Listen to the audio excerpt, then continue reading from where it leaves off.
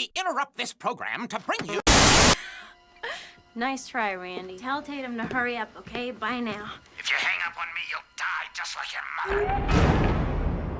Do you want to die, Sydney? Your mother sure didn't. Fuck you, you creep.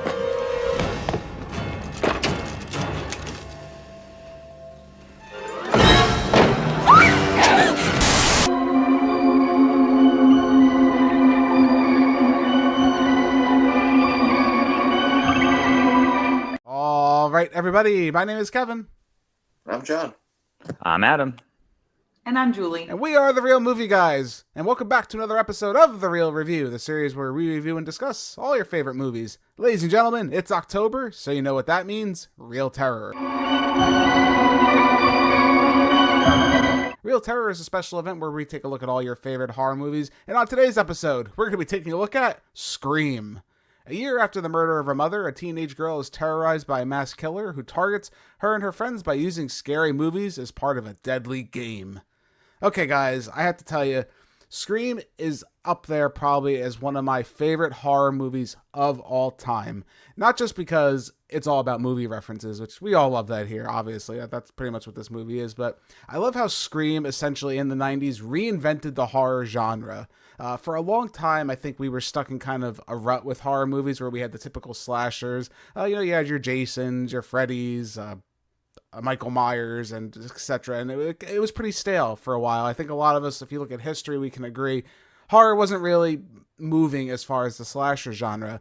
Then comes a little movie called Scream where they said, all right, screw you guys. We're going to make fun of the genre, but also make a kick-ass slasher movie at the same time.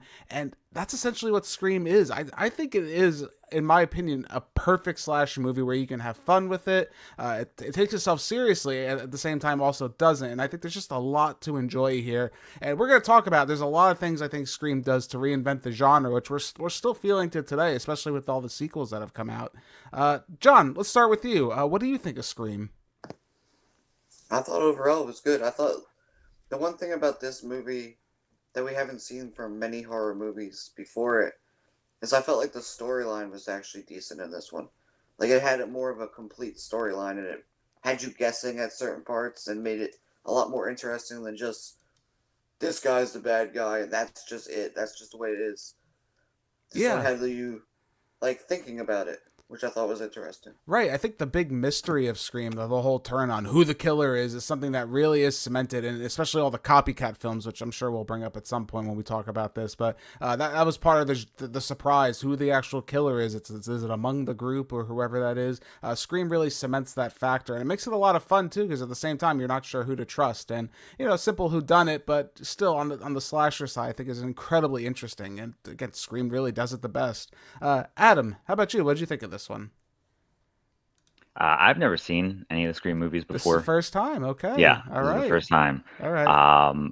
I was quite surprised as to how good it was, especially for being, a 90s flick. I was like, this is actually pretty decent. I like a good mystery film as well. So it was good. I enjoyed my time with it. All right, and then seeing this, I guess this would be good to ask you. Does this help remind you of like other films that have come out? Do you see like the influences from, because this is like the first time this was done in this movie? Right. Yeah. It really shows that this set the precedent for all those other movies, and that couldn't match up to its performance just as well as this movie did. But you can definitely see where it's taking from, or where other movies are taking from this one. Yeah, no, for sure. Again, I think Scream really does have a lasting legacy. Julie, how about you? What'd you think of this one? I love Scream. It's always been one of my favorite horror movies. And like you were mentioning at the beginning, like in such a way, like it's such a simple but complex movie at the same time. The fact that it is so self-aware and poking fun at the genre, but actually at the end of the day, becoming a really good film in that genre. As we see later on with the scary movie films, which, starts off by making fun of Scream, that leads itself more to the comedy. But Scream is just such a great balance. Like, there was moments where I was genuinely tense, and I've seen this movie a ton of times, and I still jump at certain parts where I know it's coming. I'm still, uneasy at other parts, and then laughing in the next scene. So this movie really does a lot of different things very well. They're juggling a lot of different elements, and I could be wrong. One part of this, it really puts the whole genre on its head, but I like the whole two killer element that kind of continues to follow with Scream. It's always going to be two killers, where on a first viewing, when you find out that it's really two people, you're like, oh my God, that's crazy. Yeah, I think that's even more interesting, and the fact that Scream does continue that on in its legacy, where there's always two killers, and for the series, and we'll talk about as we review all the films, I think, and that's what we will be doing this month, is taking a look at all the films. We'll see that continue on, and how strict they are kind of to their own legacy. Scream, they kind of stay really knit and attached to that. But there's two things we should talk about first before we dive actually into the movie. Is the weird marriage of two minds for this movie. So the first mind is Wes Craven. So for those who don't know, and you probably shouldn't be watching this if you don't know who that is, Wes Craven is the master of horror, from things like Nightmare on Elm Street, Hills Have Eyes, People Under the Stairs. The list goes on, to be honest with you. The horror master himself is like really the only person I think could have made this movie. And we saw him kind of do this in some of his Nightmare on Elm Street movies, where he has this like tongue-in-cheek kind of attachment to the horror genre, and I think Scream is one of his best works next to Nightmare on Elm Street as far as what he's contributed to the horror community. Then we have another interesting person attached to this, is Kevin Williamson. So you're like, Kevin, who the hell is that? Another Kevin? There can't be. No, there is. There's another Kevin. Kevin Williamson is the father of probably some of Julie's favorite series of all time, ranging from Dawson's Creek, Vampire Diaries, the list goes on for him, of all these teen heartthrob kind of things. And you know what? It's weird how well this works. And you could kind of see like the influence, his kind of like 90s soapy kind of shows had an influence in Scream, where Wes Craven said, okay, I like the soapy ideas. Let me put in that horror element. And it's a perfect marriage. What do you think of that, Adam? I think that's kind of crazy that they were able to do something like that. It really works for this movie. It really does. Like I said earlier, I was quite surprised as to, because it's always been, Scream has always been just around me, but I've never actually taken the time to watch it. But it really works with this movie. I enjoyed it. I really did. Right, and especially because it is essentially kind of like a cringy teen movie, in a way. Exactly. But it's also not at the same time. It's very clever with its dialogue. I think I really do. I think with all the twists and turns that happen in the movie, it does everything right. Right, I think so too. And let's not to mention the cast of actors here. We know a lot of them now. David Arquette, Courtney Cox. Was this pre-Friends? I want to say this one was pre-Friends fame. I'm not sure. I know in the second one, we definitely know there's a lot of Friends references in the second movie. I'll tell you that. But the first one, I think this was, I want to say, I could be wrong. So, don't murder me in the comments. Neve Campbell, who really, this was like her shining moment, where obviously she's not a great actress, but she's getting the job done. And it works for this movie. There's not much I can say. Other actors include Skeet Ulrich, of course. Matthew Lillard, who would go on to be famously Shaggy in the Scooby-Doo live-action movies and even voice him in the animated series. So he's literally live-action Shaggy. Jamie Kennedy, who I can't stand. Again, the list goes on with these people, and I think even the more interesting one, and I like what this movie does, and John, I want to talk to you about this one specifically. The opening of the movie shows Drew Barrymore being, we're introduced to the character of Ghostface. So what do you think this did for the movie? Because in hindsight, when you watch this movie, the beginning of this movie could be its own mini movie, right? Yeah, that's what I thought. Just like the first time even watching this movie, I thought like this was going to be like the whole plot and everything, and then like as it starts going on longer and longer, you start thinking, wait, is this like is she gonna be throughout the whole movie? And then you see like little things that they do throughout the movie that kind of show like interesting things, how they could have made a movie based just off that alone. Right. No, I think the beginning of this movie is that it's proof of concept, right? Like literally the snapshot, if you were to bring this to a studio and say, I want to make a movie kind of all about this, I think the studio is going to go crazy. They're going to love it. The thing that really, I think, kind of surprises me with the beginning of this movie is Drew Barrymore. She was a star really at this point, and you killed pretty much your hero character right at the beginning of the movie, and that kind of just subverts expectations, I think, through the rest of the movie, because if you're able to kill like a big actor at the beginning of your film, who's to say what's going to happen later? Because you think Drew Barrymore is really going to be the main, the main heroine at this point, but she's not at all. And Julie, what do you think of that? I think that's pretty clever. And again, and just subverting the expectation. Yeah, not only that, but she is like predominantly featured on all of the promotional material. Yeah. If you look at the poster for Scream, it's Drew Barrymore's face on the poster. So if you're, going into the movie theaters for the first, seeing this movie for the first time, expecting Drew Barrymore to be, your final girl, and she's gone within the first 10, 15 minutes of the movie, it really just sets the tone for the whole rest of the movie. Like, where are we going from here? And I think there's like a funny story too, where Drew Barrymore was originally approached to play Sydney, and she was like, no, she goes, I want to be that first girl. So she purposely chose, to kind of not be in the whole movie, to be the heroine, So I thought that was a really smart and clever choice. And again, really just setting the tone for the whole, not only the whole movie, but the whole franchise. Yeah, I think so. And then later after that, because it's funny, because the movie right from the beginning sets the tone of we're going to be self-referential, right? We're going to be kind of poking and prodding the genre. And again, it does it so where it's funny, but it's also like it's respectful at the same time, if that makes any sense. Throughout the whole entire movie, we get a lot of the self-commentary, like when Sydney's on the phone with Ghostface and they're talking, and she's like, "Oh, I'm not gonna run up the stairs. Only like an idiot's gonna run up the stairs, when someone comes knocking or something like that." Or like they make fun of the genre throughout the entire movie, and I like how the idea of this. It feels like this caters to all those film nerds out there that sit there and watch horror movies, where you're like, "Oh, here we go. We're gonna go run from the killer. We're gonna run into this body, and this is gonna happen." And I really like that. And again, I think this movie just really, again, by outlining I don't want to say the faults in the genre, but the cliches of the genre, it makes it just that much more interesting. And a lot of that voice, I think, comes through the character Randy, who's, again, played, unfortunately, by Jamie Kennedy, which, that's just my thing. Whatever, it is what it is. But the scene where he just goes over the rules of the horror genre, that's to me, that's an incredibly memorable scene, because he's literally outlining exactly what's going to happen to the rest of the movie, but the movie itself is also going to give you a little bit of a twist towards the end, and I think that's just incredibly well done.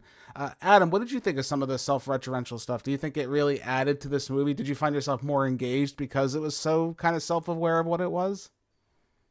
Yeah, it just added to the story for me. I really just, because I kept thinking, had this been done in a movie today, it definitely would not have resonated as well as it did with this movie, because it just, it sets the tone, and it's because then I start looking out for all of these tropes, and it just makes the movie that much more entertaining for me. Right. And then I think, and you have the visual of Ghostface. I mean, Ghostface is a terrifying character, but there's a line in the movie, I can't remember who says it, but I think it's, movies don't create psychos, movies make psychos more creative.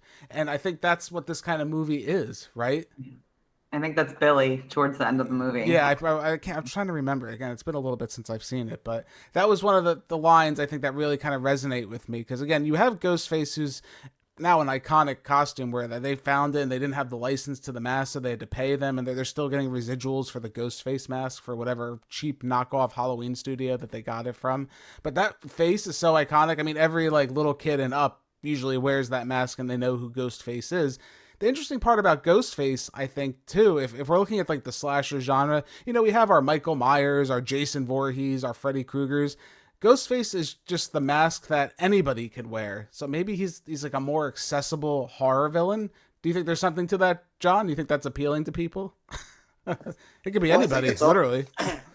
I think it's also interesting, though, because like before I even saw the Scream movies, I watched the Scary movies first. Oh my god. And I feel like that made this character seem like such a big joke and stuff. Right. So like, even going back to watch this movie, I still see like the jokey kind of way about this character, which could easily relate to anybody, or also where it can be funny for kids, because like, even when he's running after her up the stairs, he's kind of like a ditzy kind of like, oh, I'm gonna almost fall over and stuff, and it kind of just like relates to kind of like the silly tropes, but also like how this character seemed to be portrayed. No, you're right. Ghostface gets his ass kicked a lot in this movie.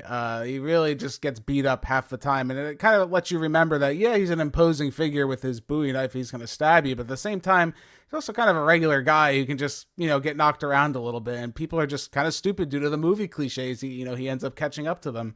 And again, I really think there's just such a wide appeal to that character that really anyone can be him. And this movie's fantastic. I find myself, even still referencing a lot of the dialogue that's in this movie. The stars that were made from this movie is incredible. Like I said, we talked about earlier, like David Arquette would go on to star, I think, in pretty much every single one of them. And that was kind of his career as a heartthrob at the time. Even Courtney Cox finds herself returning to these movies, and Neve Campbell, which I think she doesn't return for the latest installment, I believe, which we'll talk a little bit about that when we get to that movie later in the timeline here. But yeah, what Scream does, I think, is phenomenal. So before we wrap up this review, I think we're ready to present our special award, the Real Terror Award.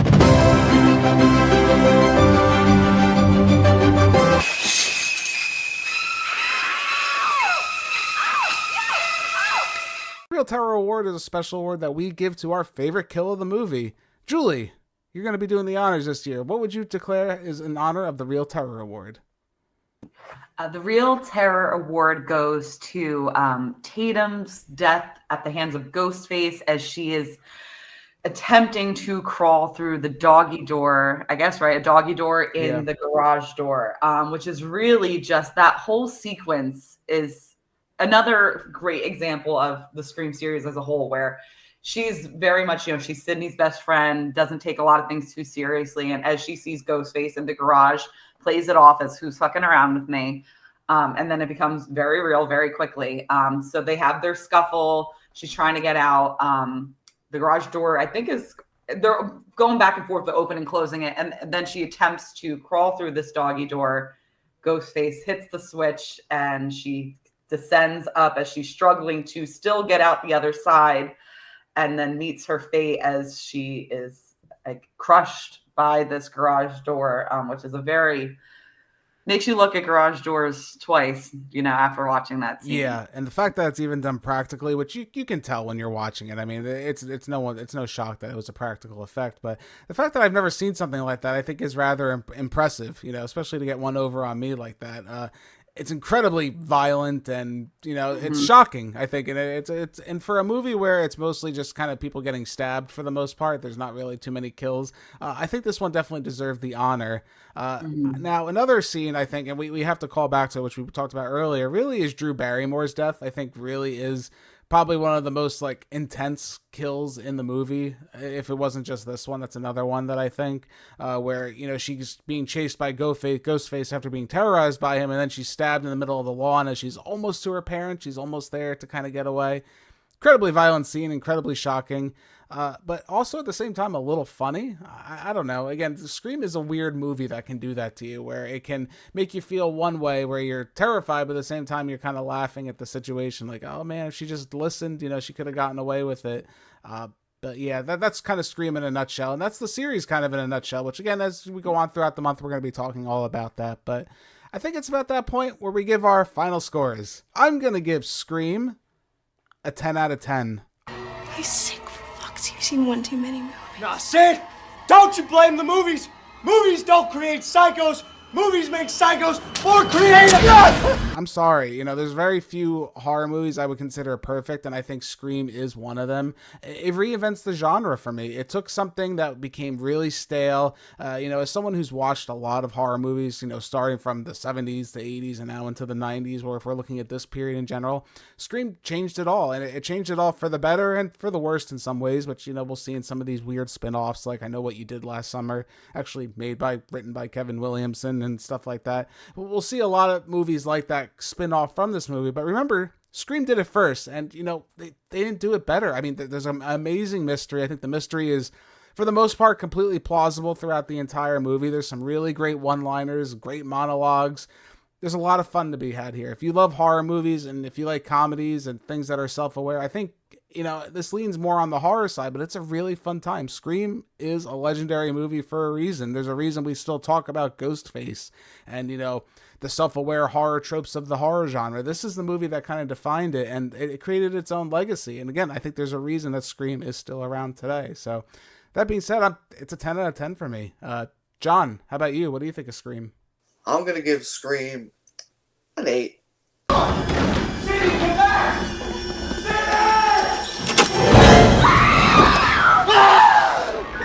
I feel like it's a good time. It's a good movie. I feel like it definitely brought a lot to the horror generations too. And I felt like it's also great to rewatch this movie again. It's like a great movie to remind you of how good this movie really was. Yeah, I mean, I'm way up there than you, but yeah, I can see what you're saying. I can definitely understand someone having some faults a little bit with the movie, but 8's a solid score nonetheless. Adam, how about you? What do you think of this one? I'm going to give Scream a 9 out of 10, I think. And number 3, never, ever, ever, under any circumstances say, "I'll be right back." Because you won't be back. I'm getting another beer. You want one? Yeah, sure. I'll be right back. I like this movie. I was not expecting to like it as much as I did. You know, a couple story beats and maybe a couple of writing. You could have used a little bit more flesh, but I mean, honestly, like I liked the mystery aspect. I liked that it was actually not some sort of, you know, I guess unrealistic being. And it was just, you know, real people. It was very entertaining to me. Yeah, I mean, the fact that the story actually does make sense if you look at all the story beats. Exactly. I mean, it can seem a little bit out of left field here and there, but it's all, the breadcrumbs are there. If you really pay attention, there really is, like, you know, there is a reason they get to the ending, and I think that's really great that this movie does that. But yeah, I could see that. 9 out of 10 is a fair. I think I do look at it a little bit with rose-colored glasses, so that's going to be kind of unfortunately, my downfall with this movie, but I kind of get it, Adam. All right, Julie, how about you? What do you think? I'm going to give Scream a 10 out of 10. Listen, asshole! No, you listen, you little bitch. You hang up on me again, I'll gut you like a fish, understand? It's one of my favorite horror movies. Every time I watch it, I just find more enjoyment out of it. Yes, is it silly at times? Sure, but it has done so much for the horror genre that it definitely deserves its place, you know, among the originals, you know, Freddy, Jason, all those freaky folks. So yes, every year I make it a point to watch it during spooky season, and so I'm glad that we're covering it this. Yeah, even non-spooky season, I always try to find a way to watch Scream. I really do enjoy it. To watch Scream. Yeah, and it's funny how for a movie that really is like in the 90s, if you look at like the fashion, but the style, the music, everything that's in this movie, even the actors, it kind of feels timeless. I really do. I really think this holds up a lot better than a lot of the kind of the older slasher movies where they still look kind of hokey or whatever the case is. Maybe because Scream is so set in reality and it's set kind of itself as its own like weird quasi like live action movie telling of a story. Like, I don't know. It exists in this weird realm, Scream, and I really do appreciate everything that it does. And I tell you, I think it's a near perfect horror movie, but what I want to know is what do you guys think at home? Do you think in the comments section below? Did you like Scream? Do you think it's a masterpiece? Do you think it's terrible? Let us know what you think. Whose score do you think was closer? But that all being said, thanks for joining us for this episode of The Real Review. Real Terror Month continues on. My name's Kevin. That's John, Adam, and Julie. We are The Real Movie Guys. Real guys, real movies, real thoughts. We'll catch you next time. If you guys like what you've seen here today, consider giving this video a like and leaving your thoughts in the comments below. If you want to stay up to date with everything Real Movie Guys related, make sure to hit that subscribe button and check us out on Instagram, Twitter, and Facebook. And don't forget, all you audio listeners at home, we are available on many podcasting platforms. Just search The Real Movie Guys, you should pop right up. Thank you again all so much for joining us on this episode of The Real Review. We are The Real Movie Guys. Real guys, real movies, real thoughts. Catch you next time.